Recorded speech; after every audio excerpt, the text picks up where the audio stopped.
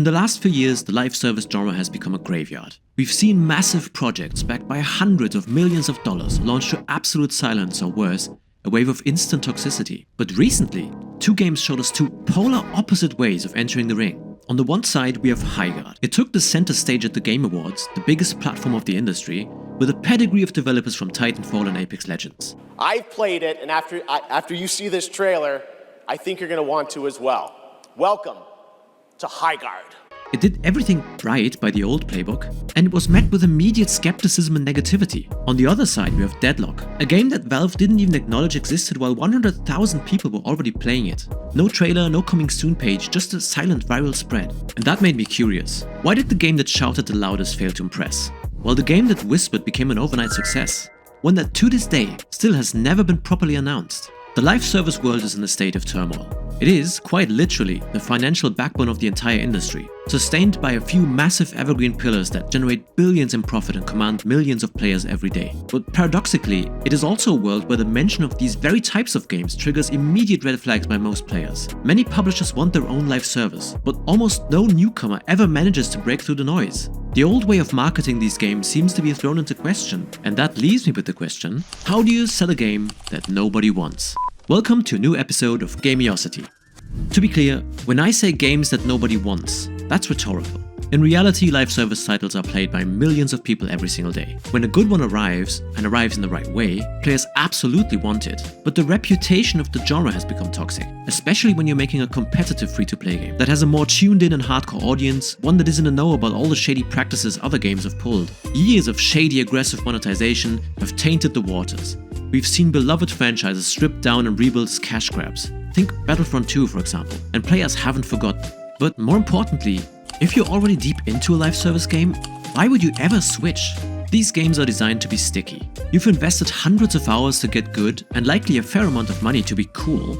All your friends are there. It is incredibly difficult to detach someone from their established habits and convince them that this new thing is where they should be spending their time and money. So why are devs trying then? Because live services are the ultimate high-risk, high-reward play in the industry. If you win big.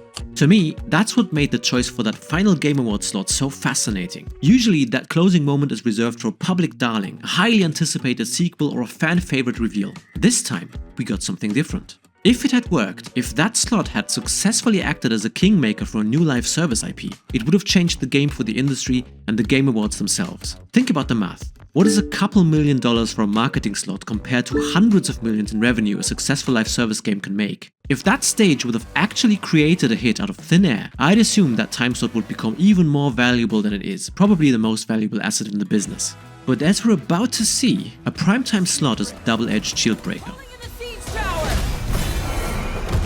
Let's talk about Highguard and its one-punch announcement.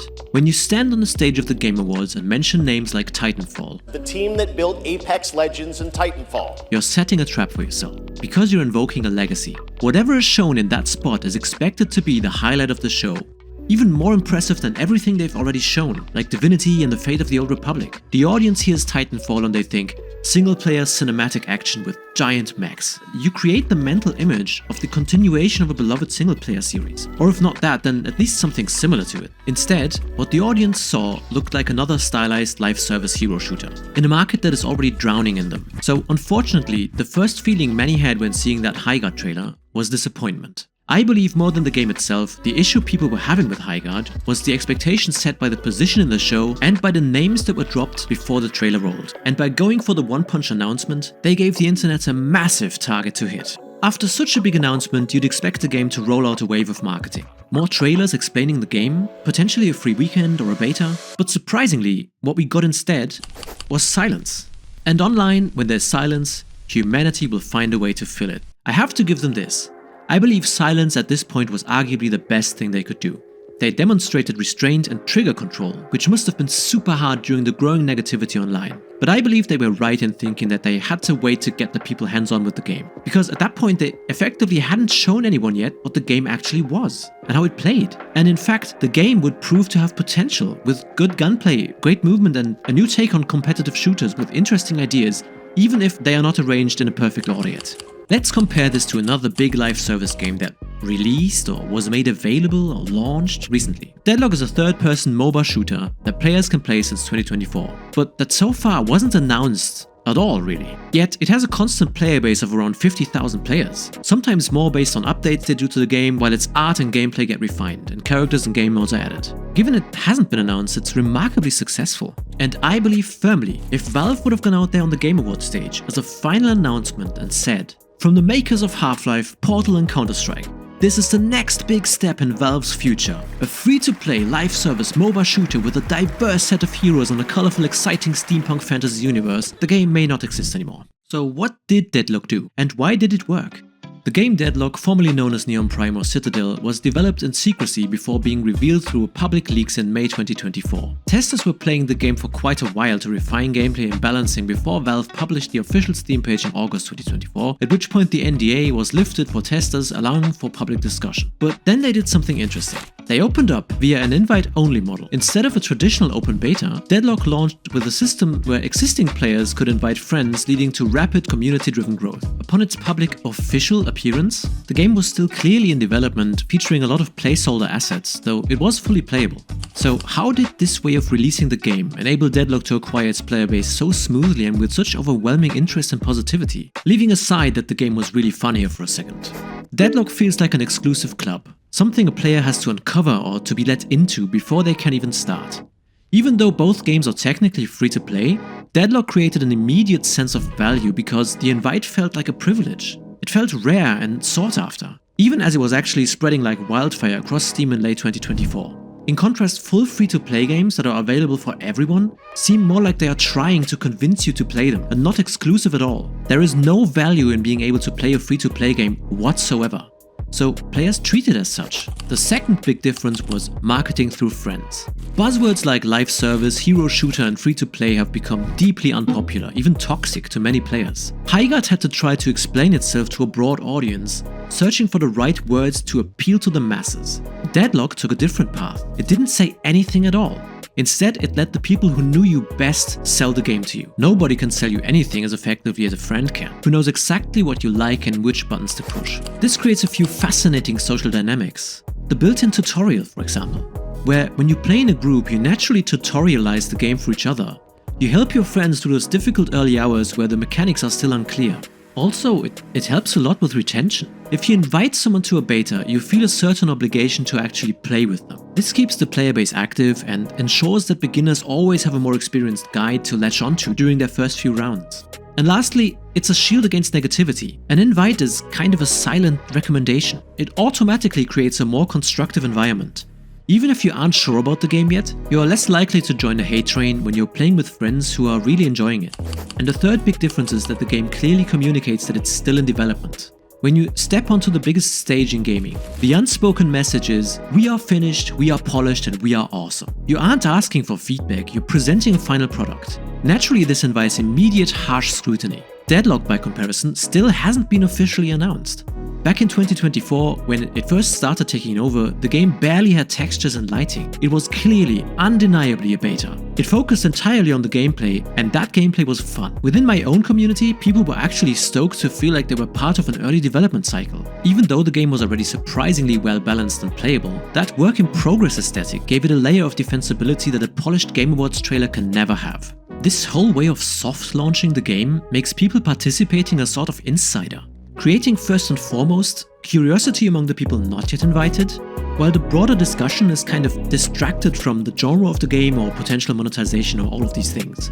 Look, I'm aware that in the end it's about how good your game is, but I'm explicitly leaving this out of the equation for a minute, because this video is about how a game launches and how the perception is first and foremost for the people that haven't yet played the game. So more something like the general interest and sentiment when you go into the launch of a game that gives your game the tailwind to really succeed. Now, we have to address the elephant in the room. Could Highgard have done this sort of viral launch?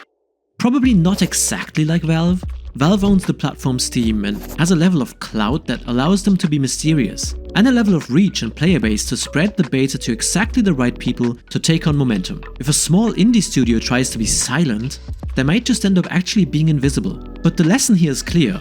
For live service games, the big blowout announcement is a double-edged sword. In today's market, organic discovery and viral word of mouth are worth far more than a 5 million CGI trailer. Players want to feel like they've discovered a hidden gem, not like they're being sold a product. According to a recent Bloomberg article, actually the story behind Highguard's launch is even more complicated and tragic than it might sound at first. Because it turns out that the developers at Wildlight Entertainment never actually planned to take that final high-pressure slot at the Game Awards. It was offered to them directly by Geoff Keighley. He'd played the game, he loved it, and he wanted to give an indie studio a massive stage. As CEO Dusty Welch put it, the original plan was to actually shadow drop.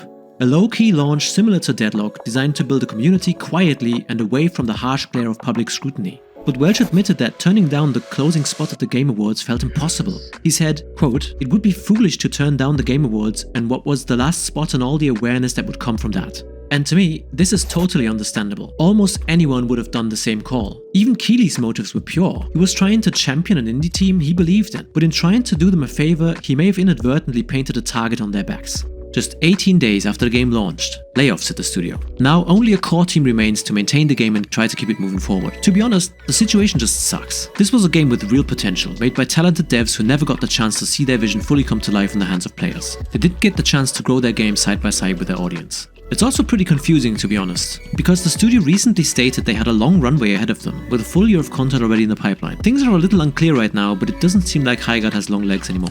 I want to be clear, this video isn't about Highguard or Deadlock, and it's not about the quality of those games either. It's about a situation I find fascinating. It's just so ironic that there's this massive successful part of the industry that is embraced and played by millions, yet hated in principle by a different part of that community. To the point that the entire category has become a sort of genre non grata. For an online multiplayer game, it makes sense to bring on players as early as possible, to refine the game in tandem with them and to get feedback early by real players. But beyond that, it also seems to make sense from a marketing perspective these days, subtly launching a game, as if it's always been there instead of going out with a bang.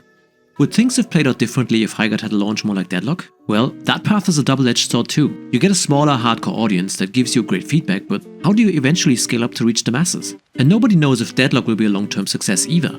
Even though in my opinion Valve is doing everything right. The big updates are rolling in constantly. In fact, the same week Highguard launched, Deadlock and Overwatch both had big updates, putting even more pressure on the newcomer. One thing is for certain, the live service genre is a brutal arena to fight in. Anyway, I wish the Wildlight devs all the best. Both those remaining to keep the game afloat, and especially those laid off following the news of the 12. There's certainly a ton of talent, passion and creativity here, so I hope these people can land on their feet and find a new home. What do you guys think? What does a live service need these days to be successful? How should it enter the ring? Or is the live service market plain and simply oversaturated? Let us know in the comments. If you stayed until this point and want to help us reach more people and make more essays like this, please consider to like and subscribe to our channel. We appreciate it. Thanks for watching.